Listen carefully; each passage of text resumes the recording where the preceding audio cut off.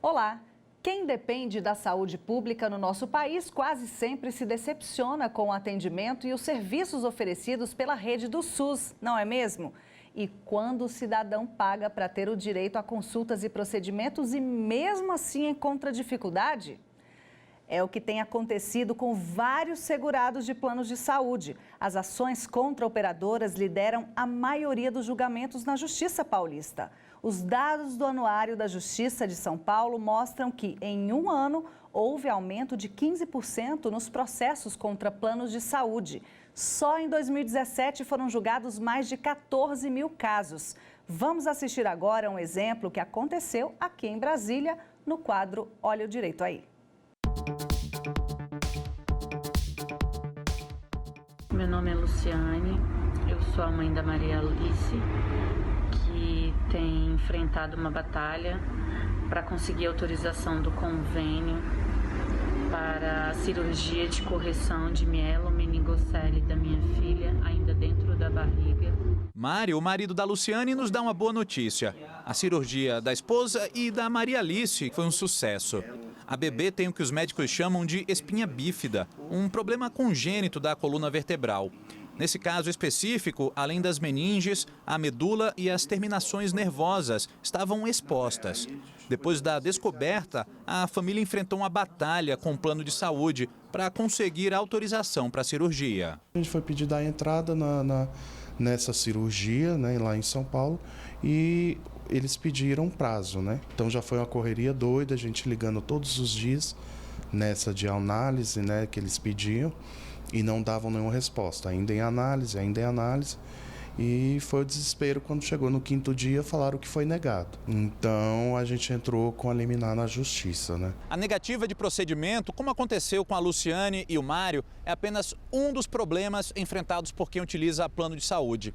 De acordo com os órgãos de defesa do consumidor, o cancelamento da apólice, reajustes abusivos e descredenciamento de hospitais são outras situações que muitas vezes vão parar na justiça. O artigo 16º da Constituição trata dos direitos sociais e dentro dos direitos sociais está o direito à saúde, que deve ser respeitado e deve ser combatida qualquer ilegalidade através de ações judiciais. E para falar mais sobre o assunto, estão aqui no estúdio o Dr. Sandro Raimundo, presidente do Instituto Segurado Seguro e advogado de Direito Securitário, e Anderson Antônio Monteiro Mendes, diretor de integração da Unidas, União Nacional das Instituições de Autogestão em Saúde. Olá, muito obrigada pela presença de vocês, sejam bem-vindos ao Fórum. Obrigado, te agradeço. Vou começar então com você, doutor Sandro. Bom, é um problema de vai e vem, a gente escuta a respeito o tempo inteiro, é gente entrando na justiça, tendo várias situações negadas. Por que isso continua acontecendo? Qual é o grande problema dessa relação de consumo?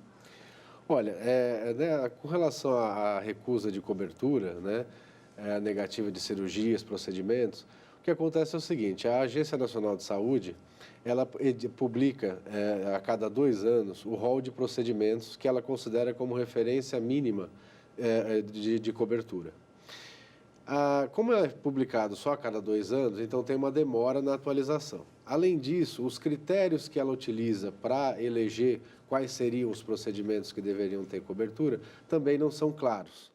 Então, por conta dessa dificuldade, e também porque a Lei 9656, que é a lei que regula os planos de saúde, estabelece que deve haver cobertura para todas as doenças catalogadas pela Organização Mundial de Saúde. Claro que a lei também prevê a competência da ANS para decidir algumas questões, mas não para restringir a cobertura. Então, por conta disso, havendo a prescrição médica determinando um procedimento ou um tratamento, a recusa da seguradora, com base na alegação de que não está previsto aquele tratamento no rol de procedimentos da ANS, é considerada indevida pelo Judiciário. Doutora Anderson, como é que funciona esse cálculo do reajuste, né? Reajuste é outra questão que tira o sono, né, de quem tem que pagar. Explica para a gente, por favor. Bom, essa também é uma questão bem complicada dentro da questão da saúde, principalmente por conta da incorporação tecnológica e do envelhecimento da população. À medida que a população envelhece, ela utiliza mais o sistema de saúde e a nossa população, que bom, vem envelhecendo. A gente tem uma expectativa de vida que vem se ampliando a cada ano. Então, você tem mais pessoas utilizando o sistema de saúde. E você tem as novas tecnologias que são apresentadas, novos medicamentos, novos exames. Isso tudo são incremento de custos dentro da prestação de serviço de saúde. A operadora não tem como não repassar esse custo para os seus associados, né? No nosso caso, é bem mais fácil falar sobre isso por conta de ser caixas de assistência, onde a gente não tem fins lucrativos, não tem, são totalmente entidades filantrópicas. Então, isso faz com que a gente tenha uma propriedade maior para lidar disso com o corpo social, que a gente chama que são os nossos beneficiários. Mas mesmo as caixas de assistência passam por essa problemática? Mesmo a caixa de assistência... Por quê? Por conta dessas variáveis, né? Você tem um recurso que é finito, né? A gente tem uma capacidade de pagamento que é muito variável de acordo com o salário. Os salários vêm sendo corrigidos a níveis de IPCA, então vamos falar em números, né? Os salários vêm sendo corrigidos a níveis de 3%, 4%, que são as inflações, as recuperações de inflações do período. Mas a inflação saúde, os custos em saúde crescem na ordem de 13% a 18%. Então essa conta não fecha. Você tem uma capacidade de pagamento limitada e tem um desembolso para a saúde que ele a cada ano acrescenta muito mais. Em relação ao aumento, o que a legislação diz? Existe uma diferença para quem tem plano empresarial? Quais são as regras? Olha, para planos individuais, a legislação determina que é o índice estabelecido pela Agência Nacional de Saúde. Todo ano ela estabelece um índice de reajuste.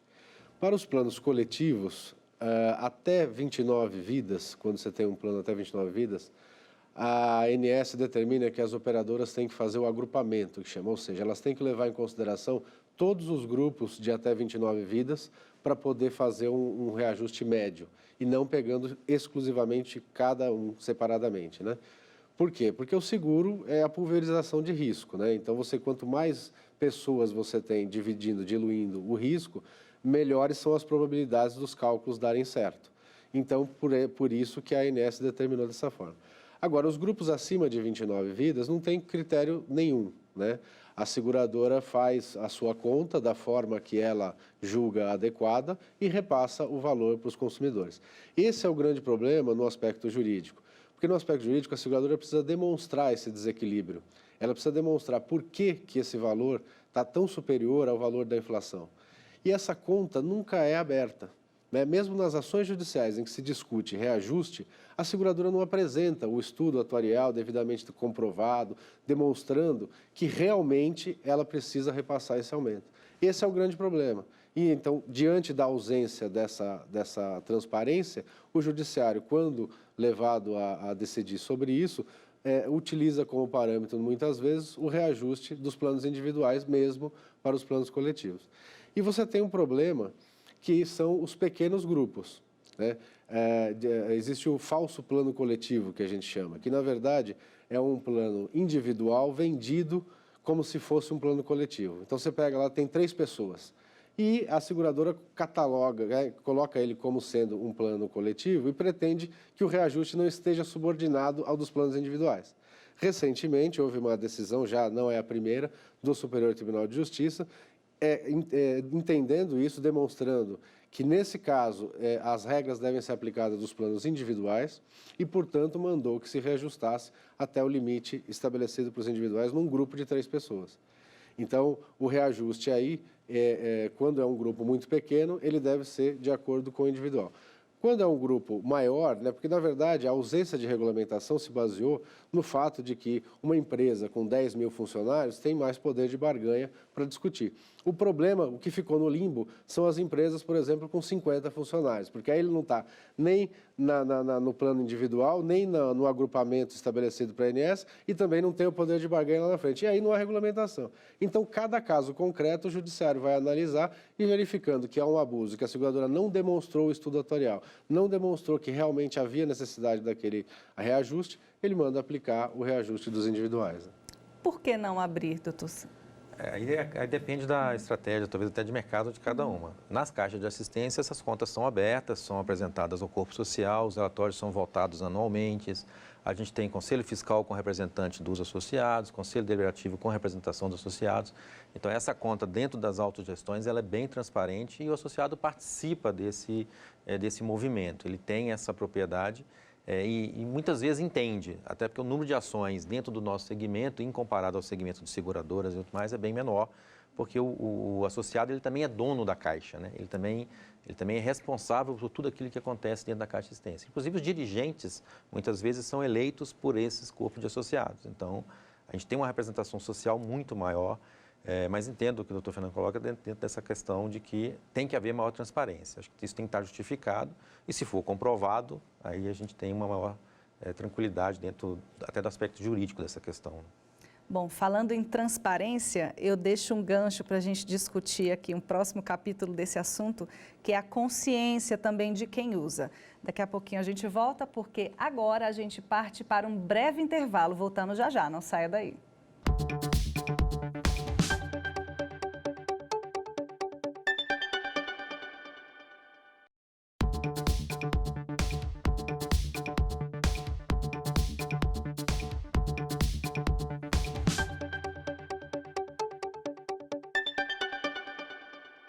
Estamos de volta, hoje falando sobre planos de saúde e a reincidência de casos que vão parar na Justiça. A gente terminou a primeira etapa do programa falando sobre transparência e eu queria trazer o assunto da consciência também, porque percebe-se também que as pessoas vão ao hospital muitas vezes sem necessidade. Existe isso também, doutor Sandro? Olha, é necessário que as operadoras façam programas de conscientização, trazendo elementos para que o consumidor saiba se ele deve ir no pronto-socorro, se ele deve procurar um médico, o que o segurador oferece, o que a operadora oferece. Ela oferece um médico de família, ela oferece alguma outra alternativa para ele, porque o consumidor ele não tem o conhecimento técnico, né? Então é difícil para ele também saber mensurar, né? Se é pedido um exame, ele não sabe se ele precisa realmente fazer ou não. Ele não sabe se ele está sentindo uma dor, ele não sabe se vai para o pronto-socorro, se vai para outro lugar. Então, é importante que a seguradora também ela tenha esse dever de informação. Doutor Anderson, a gente ainda tem um modelo de saúde muito focado no hospital, né? E quando eu falo isso, eu não falo só de plano de saúde, não. Eu falo do sistema público também. De fato, isso acontece. E quais seriam, assim, algumas questões para que o consumidor pudesse se atentar, já que não existe tanta informação? O modelo de saúde apresentado no Brasil hoje é hospitalocêntrico. Ele tem o hospital como centro do cuidado e muitas vezes a saúde se confunde com o hospital. Mas qualquer literatura comprova que 80% das nossas demandas de saúde são resolvidas em consultório, são resolvidas na atenção primária, onde a gente tem um cuidado muito mais equilibrado sobre o ponto de vista da atenção continuada e você tem também um custo menor para esse atendimento, né? Então, muitas vezes a gente deixa de atuar na atenção primária, a gente deixa de atuar na prevenção de doenças, numa melhor condição de saúde e acaba agudizando em situações mais críticas de cuidado, onde a conta hospitalar vai ficar sempre mais cara.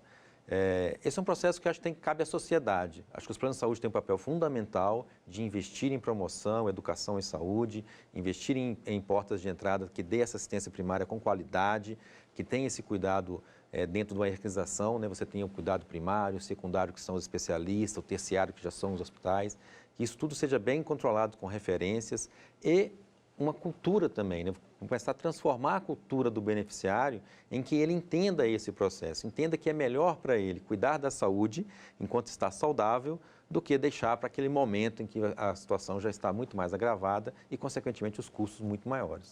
Doutor Sandro, o foco das reclamações é mesmo na recusa ou também existe uma grande parte relacionada nessa questão do preço? A questão dos reajustes, né, como a gente falou, realmente também acho que é o segundo maior item de reclamação no judiciário, por conta realmente da seguradora transferir simplesmente o ônus, o custo para o consumidor, né? E ela poderia buscar outras formas, quer dizer, além da questão que a gente está falando aqui, a questão da forma de remuneração também dos serviços de saúde, né? Ela tem que gerir a operação de saúde de maneira também a minimizar esses custos, né? Então, a relação dela com os hospitais, a relação dela com os prestadores de serviços, isso tudo precisa também ser melhorado, né? Eu vou pedir um minutinho para vocês, porque agora a gente vai mostrar uma história que vem lá do Paraná e já foi exibida em um documentário aqui mesmo na TV Justiça. Vamos ver. Na época do que eu tive o aneurisma, eu comecei a sentir um ânsia de vômito, né? Comecei a sentir a dor de cabeça forte. Aí, de repente, ele desmaiou, bateu a cabeça no lavatório, começou a sangrar. Aí eu fui levar para o hospital e examinou, falou que precisava ser operado urgência, que entrou em coma, né? E se não operasse, eu ia perder o filho. Tinha plano de saúde, mas o convênio não aceitou de pagar. O hospital não deixava operar enquanto eu não pagasse a operação. Uma entrada, na época, 70 mil, né? E eu não tinha condições. Depois, a segunda vez, eu tive um segundo ataque, né? Daí ele teve que recorrer à justiça, né? Tomamos conhecimento do caso e entramos com pedimos uma liminar para garantir o atendimento e numa ação independente da primeira, pleiteamos a indenização por danos materiais e morais. Ele teria cobertura obrigatória em função não só da lei de plano de saúde, mas também em função do Código de Defesa do Consumidor, porque a redação do contrato original não é muito clara. A negativa do plano era fundada no fato de tratar-se de uma especialidade hemodinâmica que não teria cobertura. Mas quem é que sabe o que é hemodinâmica? Quem atua nesse campo, ele está acoplando para si uma função que é do Estado. E o Estado tem uma função maior, que é de proteção do seu cidadão. Então, a empresa que exerce uma atividade do Estado, ainda que privada, que é de prestar saúde, ela tem que saber que o objetivo não é só o lucro, não é só o dinheiro. Ela tem que saber também que ela tem um encargo social. Vamos aproveitar então esse caso que se trata de um tratamento específico para entrar no assunto do off-label. Explica pra gente, vou começar com o Dr. Anderson, o que é um tratamento off-label e por que isso gera tanta discussão? Hoje a gente preconiza para a utilização dentro dos critérios médicos a medicina baseada em evidências, ou seja, onde você tem estudos, né, e esses estudos são classificados por ordem de qualificação mesmo, que comprovam a eficiência, a eficácia daquele tratamento ou daquele medicamento. O uso off-label é quando o próprio fabricante diz em bula que aquele medicamento é indicado para um tratamento, mas há algum estudo, alguma experiência que ele também foi eficaz para algum outro tratamento. Então, é o uso off-label, quer dizer, ele não foi primeiramente destinado àquele tratamento ou testado com aquele tratamento, mas alguns testes depois se mostraram eficientes. O grande conflito está entre qual a qualidade desses estudos que se comprovem que aquele medicamento realmente faz esse resultado ou não. Por quê? Porque, aí vou voltar de novo à situação nossa de caixa de assistência, o recurso a ser utilizado para um beneficiário é o recurso de todos. Então, a gente também tem a obrigação de ter um uso consciente desse recurso.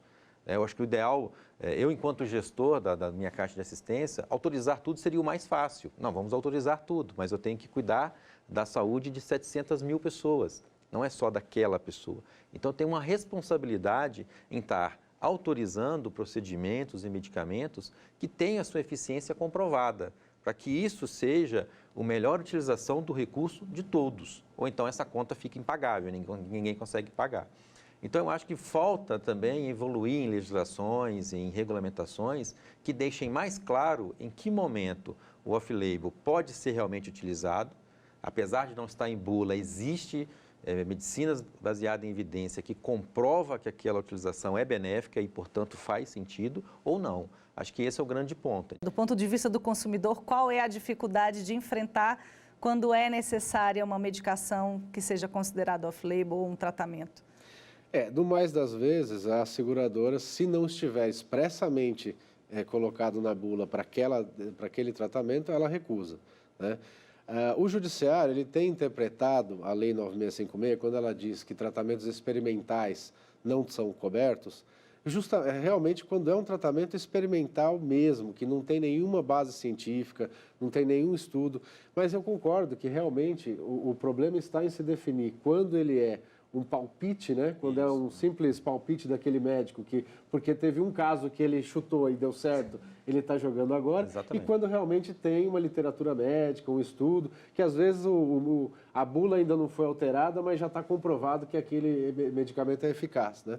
Então, agora, tudo isso cabe a quem demonstrar, né? Quem tem o conhecimento técnico para poder... Porque para recusar, a seguradora tem que... O ônus da prova é dela. Ela tem que dizer, olha, eu estou recusando porque esse tratamento não tem o menor sentido. Esse tratamento vai fazer mal para o consumidor. Ela tem que provar isso. Se ela não fizer essa prova, o que o Judiciário interpreta hoje da Lei 9656 é que o experimental é só aquele realmente que é um palpite. Se houver um início já de... pesquisa científica demonstrando que já existem vários casos que aquele medicamento tem surtido efeito também para o outro tratamento, é dado a cobertura para o consumidor. Bom, uma outra questão que tem gerado muita discussão é a questão dos cartões pré-pagos. Aí eu lanço essa pergunta para os dois, mas vou começar com o doutor Sandro. Cartão pré-pago é plano de saúde ou não? Não, o cartão pré-pago ele não é plano de saúde. Ele não passa de uma empresa que administra o cartão e a pessoa pode adquirir o cartão, ela paga uma taxa de adesão e paga uma mensalidade ou anuidade. É um cartão pré-pago, ou seja, o consumidor tem que colocar crédito para poder usar. Como é que ele funciona? Existe uma rede credenciada que aceita aquele cartão. E quem usar o cartão tem um desconto na consulta, no exame, tem um preço diferenciado do normal que aquela clínica, aquele médico utiliza. Mas é só isso, na verdade, é um cartão de desconto. A pessoa paga uma mensalidade ou uma anuidade, como paga, por exemplo, no cartão de crédito, é para administrar o cartão. Mas ele é pré-pago, ou seja, a consulta quem vai pagar é o consumidor. O exame quem vai pagar é o consumidor. A diferença é que tem um desconto. Então não é plano de saúde, porque não tem risco para a administradora de cartão, ela não garante nada. O máximo que ela tem que garantir é o desconto que ela prometeu naquela rede credenciada. Inclusive as operadoras de plano de saúde não podem comercializar esse tipo de produto. Acho que o maior risco nesse caso está justamente com o beneficiário, né? Acho que tem que entender que não há nenhuma regulamentação, a ANS não atua sobre o cartão pré-pago. Tudo aquilo que nós discutimos aqui sobre prevenção, promoção, sobre o cuidado, sobre informação, não existe nesse mercado. Então, assim, a gente também, como operadora, a gente vê como muito ruim para o associado esse tipo de produto, onde ele fica à margem da regulamentação e à margem de todo o cuidado que possa ser tratado com aquele beneficiário. Então, a gente não recomenda de forma alguma essa utilização desse tipo de serviço. Existe a coparticipação também. A coparticipação, como determinar essa porcentagem? O que há de discussão em relação a isso? Acho que do ponto de vista da gestão, a gente entende que a coparticipação ela pode trazer uma inclusão de mais pessoas ao sistema de saúde suplementar. Já está em estudos comprovando que um custo de um plano de saúde pode cair até 22% quando há utilização de coparticipação. Porque você busca uma consciência maior do uso do plano, você busca uma corresponsabilidade sobre aquele tratamento que você está buscando, aquela consulta. Então, muitas vezes você vai lembrar que fez um exame no mês passado, não precisa de novo fazer esse exame agora. Então, porque você vai pagar uma percentual desse exame. Agora, ele tem que também haver um equilíbrio entre em que medidas eu tomo isso para que eu tenha um uso mais consciente do plano, em que medidas eu tenho isso e exagere nessa coparticipação e iniba o associado de utilizar o serviço. Então, ao passo que se eu exagero na dose e ele deixa de fazer um exame preventivo, vai ocorrer aquele caso que a gente falou, de que ele vai acabar indo ao hospital mais agravado e com maior custo de saúde. Então, acho que tem que ser analisado, né? Existem vários estudos sobre isso, que comprovam o quanto você faz isso de forma eficiente e que busque um pouco mais de justiça. É importante entender que mesmo tendo mutualismo, onde quem é saudável ajuda a pagar, custear o tratamento daquele que está doente, essa carga ela também tem que ser equilibrada. De alguma forma, quem utiliza mais o serviço tem que pagar um pouco mais. Tem que também se achar essa equação para que você não tenha um grave fenômeno na saúde, que é a seleção adversa, onde o plano fica muito caro para todo mundo e quem é muito saudável sai do plano e você fica naquela carteira só com os mais adoecidos. Portanto, fica impagável aquela conta. Doutor Sandro, existe algum ponto na legislação que determine que a coparticipação é 40%, 80%, 10%? Não, hoje o que existe em vigor é uma resolução do Consul ainda antiga e ela simplesmente traz uma regra genérica no sentido de que ela não pode ser tamanha, como você estava colocando aqui, ela não pode ser, a dosagem dela não pode ser tamanha de maneira a impedir o acesso ao plano de saúde. Né? Então, a regulamentação hoje é nesse sentido. O que tem mais é com relação à internação, que essa resolução Consul, ela determina que na internação a coparticipação não pode ser em percentual, mas sim um valor fixo para cada evento, para cada internação. Também não pode ser por dia de internação, por essa resolução. Então, com exceção da internação psiquiátrica, que aí é permitida uma coparticipação de até 50% após o 31º dia de internação. Então, basicamente, hoje a regulamentação é muito aberta.